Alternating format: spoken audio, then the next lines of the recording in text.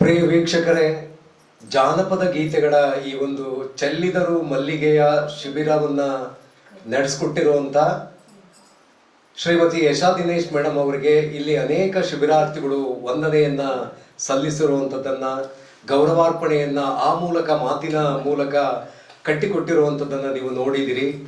ಇದೀಗ ಈ ಒಂದು ಶಿಬಿರಾರ್ಥಿಯಾಗಿರುವಂಥ ಪೂರ್ಣಿಮಾ ಅನ್ನುವಂಥವರು ತಮ್ಮ ಅಭಿಮಾನ ಪೂರ್ವಕವಾಗಿ ಅವರಿಗೆ ಸನ್ಮಾನವನ್ನು ಮಾಡುವಂತಹ ಒಂದು ವಿಶೇಷ ಸಂದರ್ಭಕ್ಕೆ ನಾವು ಸಾಕ್ಷಿ ಆಗ್ತಾ ಇದ್ದೇವೆ. ಬನ್ನಿ, ಶ್ರೀಮತಿ ಯಶಾ ದಿನೇಶ್ ಮೇಡಮ್ ಅವರು ತುಂಬಾ ಚೆನ್ನಾಗಿ ಈ ಶಿಬಿರವನ್ನ ನಡೆಸಿಕೊಟ್ಟಿರುವಂತ ಕಾರಣಕ್ಕಾಗಿ ಮತ್ತು ಅದರಲ್ಲೂ ವಿಶೇಷವಾಗಿ ಜಾನಪದ ಸೊಗಡನ್ನ ಪ್ರಚಾರ ಮತ್ತು ಪ್ರಸಾರ ಮಾಡುವ ಹಿನ್ನೆಲೆಯಲ್ಲಿ ಈ ಶಿಬಿರವನ್ನ ಅವರು ಆಯೋಜನೆ ಮಾಡಿರುವುದಕ್ಕಾಗಿ ತುಂಬು ಹೃದಯದಿಂದ ಶ್ರೀಮತಿ ಪೂರ್ಣಿಮಾ ಅವರು ಎಲ್ಲ ಶಿಬಿರಾರ್ಥಿಗಳ ಪರವಾಗಿ ಶ್ರೀಮತಿ ಯಶಾ ದಿನೇಶ್ ಮೇಡಮ್ ಅವರಿಗೆ ಸನ್ಮಾನವನ್ನ ಮಾಡ್ತಾ ಇದ್ದಾರೆ. ಇಂತಹ ಒಂದು ಈ ಸನ್ಮಾನದ ಕ್ಷಣವೂ ಕೂಡ ಒಂದು ಸಂಸ್ಕೃತಿಯನ್ನ ಮತ್ತು ಸಜ್ಜನಿಕೆಯನ್ನ ಪ್ರತಿಭೆಯನ್ನ ಗುರುತಿಸುವಂತಹ ಕಾರ್ಯವೂ ಕೂಡ ಹೌದು ಅನ್ನುವಂತ ಹಿನ್ನೆಲೆಯಲ್ಲಿ ನಾವು ಒಂದು ಪ್ರಶಂಸೆಯನ್ನ ಮಾಡ್ತಾ ಈ ಶಿಬಿರದ ಗುರುವಾಗಿರುವಂತ ಶ್ರೀಮತಿ ಯಶಾ ದಿನೇಶ್ ಮೇಡಮ್ ಅವರು ಆಗಮಿಸಿ ಈ ಸನ್ಮಾನವನ್ನ ಎಲ್ಲ ಶಿಬಿರಾರ್ಥಿಗಳ ಪರವಾಗಿ ಸ್ವೀಕರಿಸಬೇಕಾಗಿ ಅವರಲ್ಲಿ ಕೋರ್ತಾ ಇದ್ದಾರೆ. ನಾಳೆ ಗುರು ಪೌರ್ಣಿಮೆ ಇದೆ. ಹಾಗಾಗಿ ಯಾವುದೇ ಕೆಲಸ ಆಗಲಿ ಗುರು ಮುಂದೆ ಇರಬೇಕು, ಗುರಿ ಹಿಂದೆ ಇರಬೇಕು ಅಂತ ಹೇಳ್ತಾರೆ. ಹಾಗಾಗಿ ಇವತ್ತು ಅವ್ರು ಈ ಕಾರ್ಯಕ್ರಮನ ಮಾಡಿದ್ದಾರೆ. ಅವರು ನಮಗೆ ಗುರುಗಳೇ. ಯಾವುದೇ ಏಜ್ ಇರಲಿ, ನಾವು ಎಷ್ಟೇ ದೊಡ್ಡವರಿರಲಿ, ಏನಾದರೂ ಒಂದನ್ನು ಕಲಿಸ್ತಾರೆ ಅಂದರೆ ಅವರು ನಮಗೆ ಗುರು ಆಗ್ತಾರೆ. ಹಾಗಾಗಿ ಆ ಗುರುಗಳಿಗೆ ಇವತ್ತಿನ ದಿನ ಈ ಶಿಬಿರವನ್ನು ಚೆನ್ನಾಗಿ ತುಂಬ ಯಶಸ್ವಿಯಾಗಿ ನಡೆಸ್ಕೊಟ್ಟಿದ್ದಾರೆ. 3 ಗಂಟೆಗಳಲ್ಲಿ 5 ಜಾನಪದ ಗೀತೆಗಳನ್ನು ಒಂದು ಮ್ಯೂಸಿಕ್ ಸಮೇತ, ಕರೋಕೆ ಸಮೇತ ಹೇಳ್ಕೊಟ್ಟಿದ್ದಾರೆ. ಹಾಗಾಗಿ ನಮ್ಮೆಲ್ಲ ಶಿಬಿರಾರ್ಥಿಗಳಿಂದ ನಾವು ಇದನ್ನು ಅವ್ರಿಗೆ ತಲುಪಿಸ್ತಾ ಇದ್ದೀವಿ, ಒಪ್ಪಿಸ್ಕೋಬೇಕು ಅಂತ ಹೇಳ್ತೀನಿ. ನಾನೊಂದು ಚಿಕ್ಕದಾಗಿ ಅವ್ರಿಗೆ ಒಂದು ನಮನವನ್ನು ಹೇಳ್ತೀನಿ. ಗುರುವೇ ಪರಬ್ರಹ್ಮ ಸ್ವರೂಪ, ಗುರುವೇ ಚರಾಚರ ಚಿನ್ಮಯ ರೂಪ, ಗುರುವೇ ಪರಬ್ರಹ್ಮ ಸ್ವರೂಪ, ಸಕಲ ಶಾಸ್ತ್ರ ಶ್ರುತಿ ವೇದ ಪುರಾಣ ನಿಖಿಲಾಗಮ ಪರಿಪೂರ್ಣನು ನೀನೇ, ಗುರುವೇ ಪರಬ್ರಹ್ಮ ಸ್ವರೂಪ, ಆದಿಯು ನೀನೇ ಅನಾದಿಯು ನೀನೇ, ಆದಿಯಂತ ರಹಿತಾತ್ಮ ಸ್ವರೂಪ, ಗುರುವೇ ಪರಬ್ರಹ್ಮ ಸ್ವರೂಪ. ಇದೇ ರೀತಿ ಇನ್ನೂ ಮುಂದಿನ ಶಿಬಿರಗಳನ್ನ ಮಾಡಲಿ, ನಾವು ಹೆಚ್ಚಿನ ರೀತಿಯಲ್ಲಿ ಭಾಗವಹಿಸ್ತೀವಿ. ಇದೇ ರೀತಿ ನಾವು ಸಹಕಾರವನ್ನು ನೀಡ್ತೀವಿ. ನೀವು ನಮಗೆ ಕಲಿಕೆಯನ್ನು ಕಲಿಸ್ರಿ ಅಂತ ಹೇಳ್ತಾ ಅವ್ರಿಗೆ ಅದನ್ನು ಅರ್ಪಿಸ್ತಾ ಇದ್ದೀವಿ. Thank you.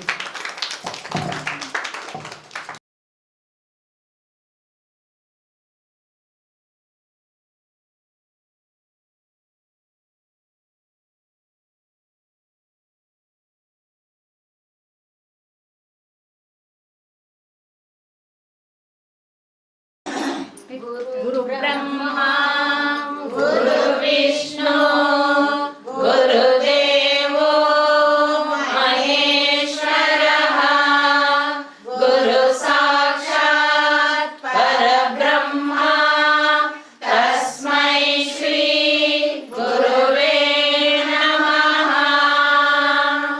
गुरुवे नमः, गुरुवे ಧನ್ಯವಾದಗಳು.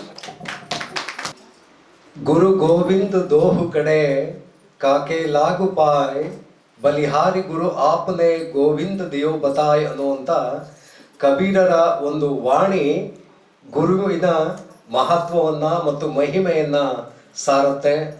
ಒಂದು ಅಕ್ಷರವನ್ನು ಕೂಡ ಕಲಿಸಿದಂಥವರು ಗುರುಗಳೇ ಆಗ್ತಾರೆ. ಹಾಗೆಯೇ ಆ ಗುರುವಿನ ಮಹಿಮೆಯನ್ನ ಸಾರುವ ಹಿನ್ನೆಲೆಯಲ್ಲಿ ಕಬೀರರು ಹೇಳಿರುವಂತ ದೋಹೆಯಲ್ಲಿ ಅವರು ಹೇಳ್ತಾರೆ, ನಾನು ದೇವರಿಗಿಂತಲೂ ಕೂಡ ಮೊದಲು ಗುರುವಿಗೆ ನಮಸ್ಕಾರವನ್ನ ಮಾಡ್ತೀನಿ. ಯಾಕೆ ಅಂತ ಹೇಳಿದ್ರೆ ಆ ದೇವರು ಯಾರು ಮತ್ತು ಆ ದೇವರನ್ನ ಹೇಗೆ ಸಾಕ್ಷಾತ್ಕಾರ ಮಾಡಿಕೊಳ್ಬೇಕು ಅನ್ನುವಂಥದ್ರ ಮಾರ್ಗವನ್ನ ತೋರಿಸುವಂಥವರು ಗುರುಗಳಾಗಿರ್ತಾರೆ. ನಾನು ದೇವರಿಗಿಂತಲೂ ಕೂಡ ನೋಡಿದ್ದು ಮೊದಲು ಗುರುವನ್ನ. ಹಾಗಾಗಿ ಗುರುವನ್ನ ಮೊದಲು ನೋಡಿದ್ದೀನಿ.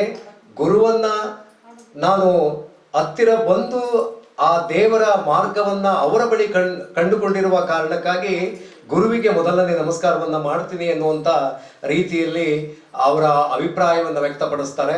ಆ ಹಿನ್ನೆಲೆಯಲ್ಲಿ ನಾವು ನೋಡುವಾಗ ಇಂತಹ ಒಂದು ಗುರು ಪರಂಪರೆಯನ್ನ ಮತ್ತು ಒಂದು ಇಂತಹ ವಿಶೇಷವಾದ ವಿಶಿಷ್ಟವಾದ ಸಂಸ್ಕೃತಿಯನ್ನ ನಾವು ನಮ್ಮ ಭಾರತ ದೇಶದಲ್ಲಿ ಕಾಣಬಹುದಾಗಿದೆ. ಅಂತಹ ಒಂದು ಸಂಸ್ಕೃತಿ ಮತ್ತು ಸಂಸ್ಕಾರಕ್ಕೂ ಕೂಡ ಈ ಒಂದು ಶಿಬಿರ ಸಾಕ್ಷಿಯಾಗಿದೆ.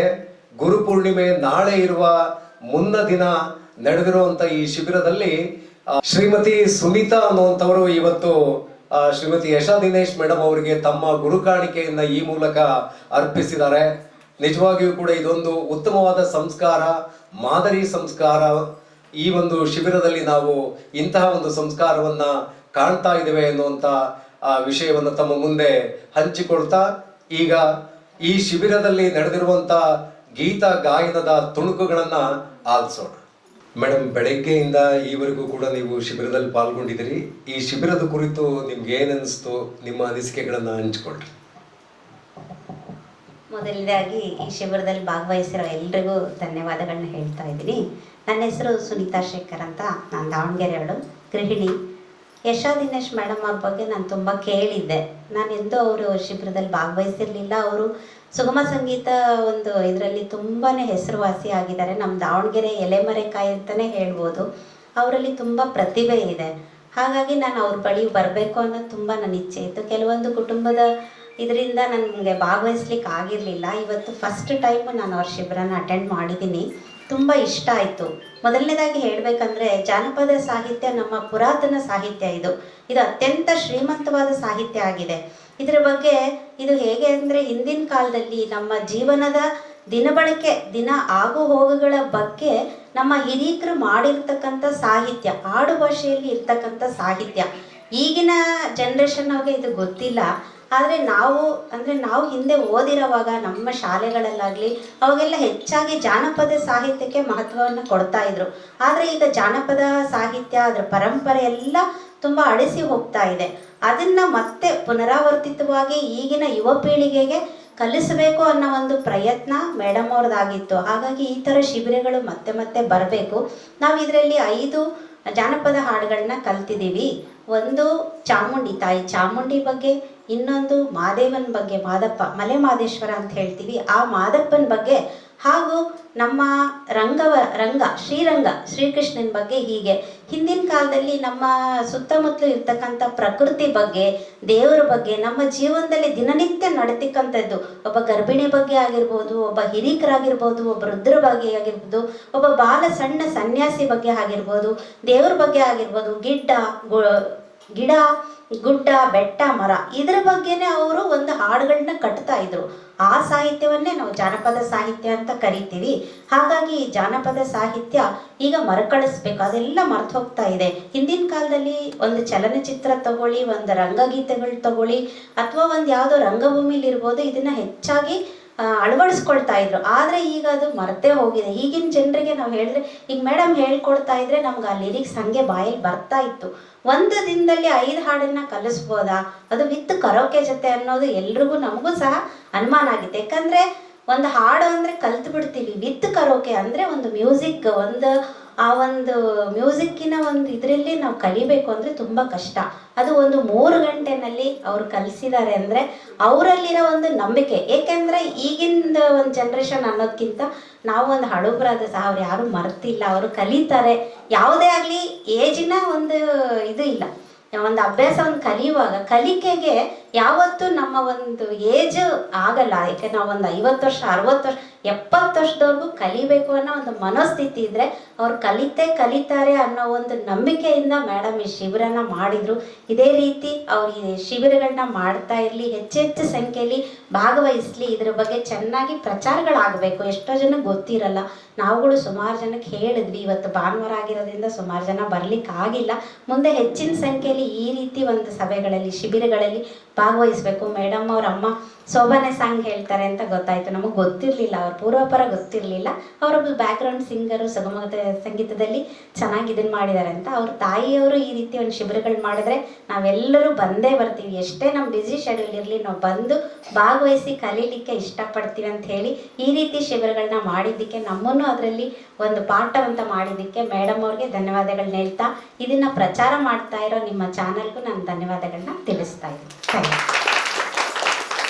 ಮೇಡಮ್, ತುಂಬಾ ಚೆನ್ನಾಗಿ ನಿಮ್ಮ ಅನಿಸಿಕೆಗಳನ್ನು ವ್ಯಕ್ತಪಡಿಸಿದಿರಿ. ಹಾಗೆಯೇ ಈ ಜಾನಪದ ಕಲೆಯಲ್ಲಿ ಆಸಕ್ತಿ ಇರುವಂತ ನಿಮ್ಮ ಕಲೆಯು ಕೂಡ ಬೆಳಗಲಿ ಅನ್ನುವಂಥ ಶುಭ ಹಾರೈಕೆಯನ್ನ ನಮ್ಮ V1 ಕಾವ್ಯಧಾರೆ ತಂಡ ನಿಮಗೆ ನೀಡ್ತಾ ಇದೆ.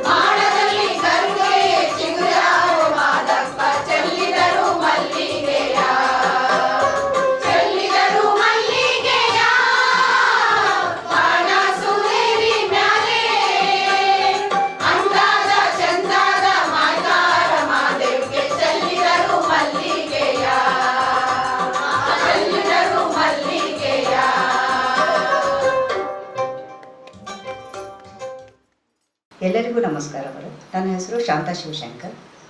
ಈ ಜಾನಪದ ಶಿಬಿರಕ್ಕೆ ಬರೋಕ್ಕೆ ಯಾಕೆ ಇಷ್ಟ ಆಯಿತು ಅಂದರೆ, ನನಗೆ ಈ ಮೇಡಮ್ ಯಶಾ ಮೇಡಮ್ ಅವರು ಈಗ 8 ವರ್ಷದಿಂದನೂ 8 ಶಿಬಿರಗಳನ್ನು ಮಾಡಿದ್ದಾರೆ. ವರ್ಷ ಮಾಡ್ತಾ ಇರ್ತಾರೆ. ಕೊರೋನಾ ಇದ್ದಾಗ 2 ಟೈಮ್ ಮಾಡಲಿಲ್ಲ ಅಷ್ಟೇ. ಎಲ್ಲ ಶಿಬಿರನೂ 6 ದಿನದಲ್ಲಿ ವಿತ್ ಕರೋಕೆ ಹೇಳ್ಕೊಡ್ತಾಯಿದ್ರು. ಹೇಗೋ ಕಲಿತಾ ಇದ್ವಿ. ಆದರೆ ಇವತ್ತು 1 ದಿನದಲ್ಲೇ ಜಾನಪದ ಗೀತೆ 5 ಹೇಳ್ಕೊಡ್ತೀವಿ ಅಂದ್ರಲ್ಲ, ಇದು ಹೆಂಗೆ ಇರುತ್ತಪ್ಪ ಅನ್ನೋದು ಒಂದು ಇತ್ತು ನನ್ನ ತಲೆಯಲ್ಲಿ. ಅಂದರೆ ತುಂಬ ಚೆನ್ನಾಗಿ ಹೇಳ್ಕೊಟ್ರು ಮೇಡಮು. ಭಾಳ ಖುಷಿ ಆಯಿತು. ಬಂದಿದ್ದಕ್ಕೂ ಸಾರ್ಥಕ ಆಯಿತು. ಎಲ್ಲ ಕೆಲಸನೂ ಬೇಗ ಮಾಡಿ ಮುಗಿಸ್ಕೊಂಡು ನಾವು ಈ ಶಿಬಿರ ಹಾಡುಗಳೆಲ್ಲ ಚೆನ್ನಾಗಿ ಹೇಳ್ಕೊಡ್ತಾರಲ್ಲ ಮೇಡಮು ಅಂದ್ಬಿಟ್ಟು ಇಲ್ಲಿ ಬಂದು ಇಷ್ಟೋ ತನಕ ಕಲ್ತಿದ್ದಕ್ಕೂ ಸಾರ್ಥಕ ಆಯಿತು ಅನ್ನಿಸ್ತು. ಚೆನ್ನಾಗಿ ಹೇಳ್ಕೊಟ್ರು ಮೇಡಮು. ಜಾನಪದ ಶಿಬಿರಕ್ಕೆ ಬರಬೇಕು ಅನ್ನುವಂಥ ಮನಸ್ಸು ಯಾಕಾಯಿತು? ಜಾನಪದ ಶಿಬಿರಕ್ಕೆ ಅಂದರೆ ಅದು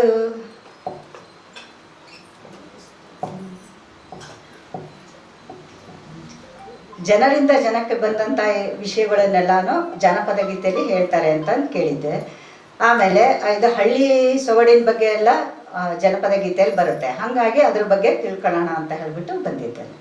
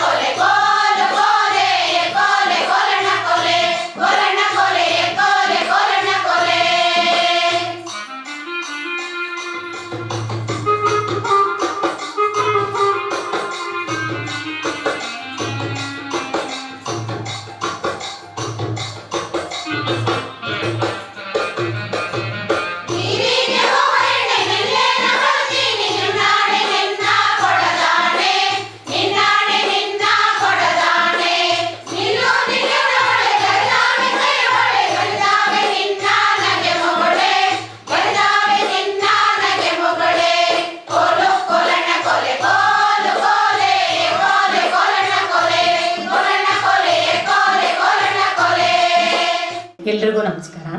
ನನ್ನ ಹೆಸರು ಅನ್ಸೂಯ ಕೊಟ್ರೇಶ್ ಅಂತ ಹೇಳಿ. ನಾನು ಜೈನ್ ವಿದ್ಯಾಲಯದಲ್ಲಿ ಕನ್ನಡ ಶಿಕ್ಷಕಿಯಾಗಿ ಕೆಲಸ ಮಾಡ್ತಾ ಇದ್ದೀನಿ. ನನಗೆ ಜಾನಪದ ಗೀತೆ ಅಂದರೆ ತುಂಬ ಇಷ್ಟ.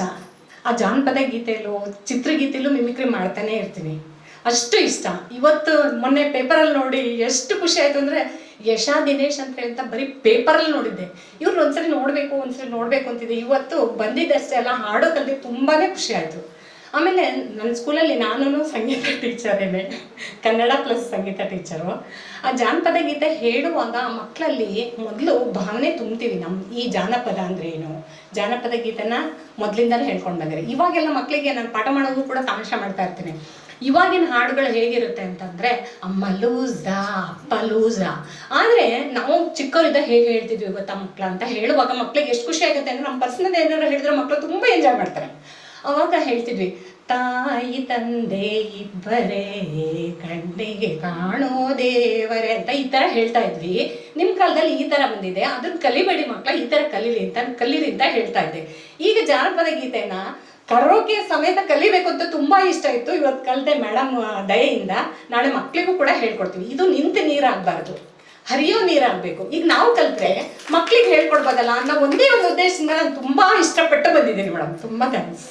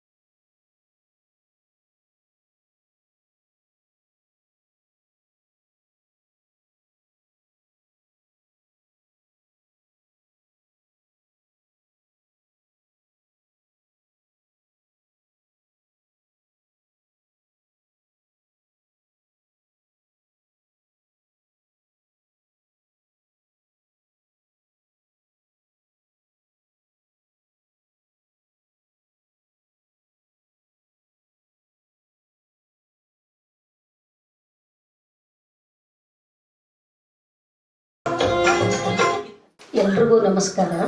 ಬಂದಂಥ ಅಕ್ಕ ತಂಗಿಯರು ತಾಯಂದರಿಗೆ ನನ್ನ ಹೃದಯಪೂರ್ವಕ ಧನ್ಯವಾದಗಳನ್ನು ಹೇಳ್ತಾ ಇದ್ದೀನಿ. ನನಗೆ ಜನಪದ ಗೀತೆ ಅಂದರೆ ತುಂಬ ಇಷ್ಟ. ಚಿಕ್ಕಂದಿರ್ತನೂ ನಾವು ಹಾಡನ್ನು ಜನಪದ ಗೀತೆಯನ್ನು ಹೇಳ್ಕೊತಾನೆ ಬೆಳೆದಿದ್ದೀನಿ ನಾನು. ನಾವು ಹೊಲಕ್ಕೆ ಹೋದಾಗ ಕೂಡ ಹೇಳ್ಕೊಂತಾನೆ ಹೋಗ್ತಿದ್ವಿ. ಹೇಗೆ ಹೇಳ್ತಿದ್ವಿ ಅಂತಂದ್ರೆ, ಒಂದು ಚಿಕ್ಕದಾಗಿ ಹೇಳ್ತೇನೆ ಒಂದೇ ಲೈನಲ್ಲಿ. ಕಡಬವ ಮಾಡಿದೆನು ಶ್ರೀ ಸದ್ಗುರುವಿಗೆ, ಎಡೆಯನು ಮಾಡಿದೆನು. ಕಡಬವ ಮಾಡಿದೆನು ಶ್ರೀ ಸದ್ಗುರುವಿಗೆ, ಎಡೆಯನು ಮಾಡಿದೆನು.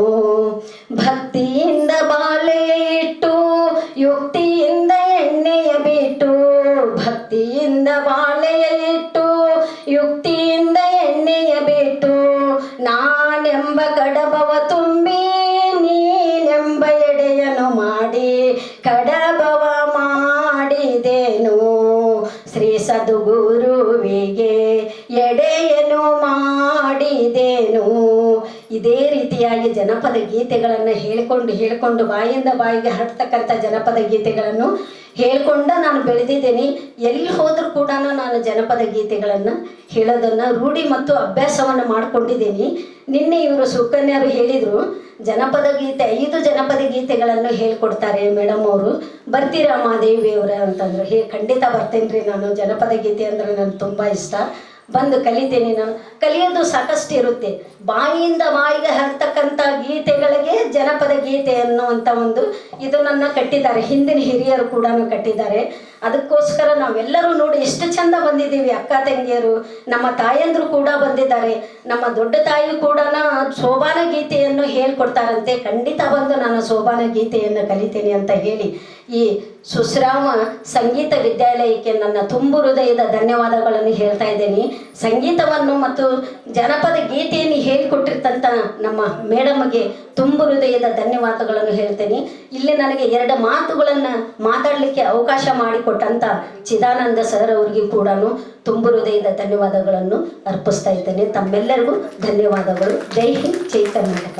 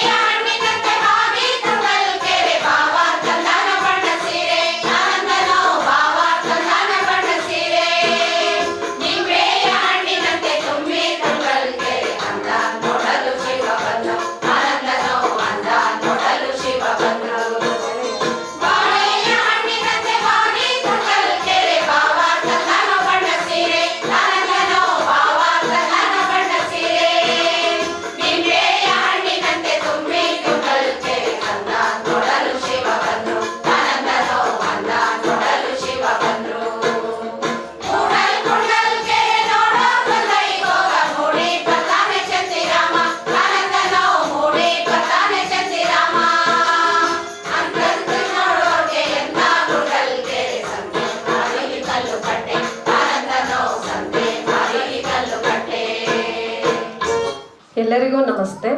ನನ್ನ ಹೆಸರು ಮಮತಾ ಶಿವಕುಮಾರ್ ಅಂತ. ನಾನು primary school teacher, government school teacher ಕೆಲಸ ಮಾಡ್ತಾ ಇದ್ದೀನಿ. ನಾನೆಂದೂ ಯಾವುದೇ ಒಂದು ಹೊರಗಿನ ನಮ್ಮ ಇಲಾಖೆ ಬಿಟ್ಟು ಹೊರಗಿನ ಶಿಬಿರಕ್ಕೆ ನಾನು ಅಟೆಂಡ್ ಆಗಿಲ್ಲ. ಇದೇ ನನ್ನ ಮೊದಲನೇ ಶಿಬಿರ. ಆದರೆ ನನ್ನ ಫ್ರೆಂಡ್ ಹೇಳಿದ್ರು ನಾಳೆ ಒಂದು ಯಶಾ ದಿನೇಶ್ ಅವ್ರದ್ದು ಹಿಂಗೆ ಪ್ರೋಗ್ರಾಮ್ ಇದೆ, ಬರ್ತೀರಾ ಮೇಡಮ್ ಅಂದರು. ನಾನು ಸ್ವಲ್ಪ ಯಾವಾಗಲೂ ಬ್ಯುಸಿ ಇರ್ತೀನಲ್ವಾ ಅಂತ ಆಯ್ತಮ್ಮ ಬರ್ತೀನಿ ಅಂತ ಹೇಳಿದೆ. ಬಂದಮೇಲೆ ಅನ್ನಿಸ್ತು ನಾನೊಂದು ಅವಕಾಶವನ್ನು ಕಳ್ಕೊಳ್ತಿದ್ದೇನೋ ಅನಿಸ್ತುತ್ತೆ. ಇದು ನನ್ನ ಮೊದಲ ವರ್ಕ್ಶಾಪು. ಇನ್ಮುಂದೆ ನಾನು ಮುಂದುವರಿಸ್ತೀನಿ ಈ ವರ್ಕ್ಶಾಪ್ಗಳನ್ನ. ಆಮೇಲೆ ಇದರಿಂದ ನನಗೆ ಒಂದು ಏನು ಅರ್ಥ ಆಯಿತು ಅಂದರೆ, ಜನಪದ ಅಂದ್ರೇನು, ಜನರು ಹೇಳುವಂಥ ಪದಗಳು ಅವರು ಆಡದಂಥ ಮಾತುಗಳನ್ನೇ ಅವರು ಪದ್ಯದ ರೂಪದಲ್ಲಿ, ಹಾಡಿನ ರೂಪದಲ್ಲಿ ಹೇಳ್ತಾ ಇದ್ರು. ಇಲ್ಲಿ ಅವರು ತಮ್ಮ ದೇವರಿಗೆ ಭಕ್ತಿಯನ್ನು ಹಾಡಿನ ಮೂಲಕನೇ ಹೇಳ್ತಾರೆ. ಗಂಡ ಹೆಂಡತಿ ಸರಸವನ್ನು ಹಾಡಿನ ಮೂಲಕವನ್ನ ತೋರಿಸಿದ್ದಾರೆ. ಆಮೇಲೆ ಪ್ರಿಯತಮ ಪ್ರಿಯಸಿಗೆ ಹೇಳುವಂತಹ ಮಾತುಗಳನ್ನು ಕೂಡ ಹಾಡಿನ ಮೂಲಕ ಜನರಿಂದ ಹೇಳ್ಕೊಂತ ಅದು ಒಂದು ಪದಗಳು ಕಂಟಿನ್ಯೂ ಆಗಿದೆ. ಇದಕ್ಕೆ ಯಾವುದೇ ಒಂದು ಲಿರಿಕ್ಸ್ ಇಲ್ಲ.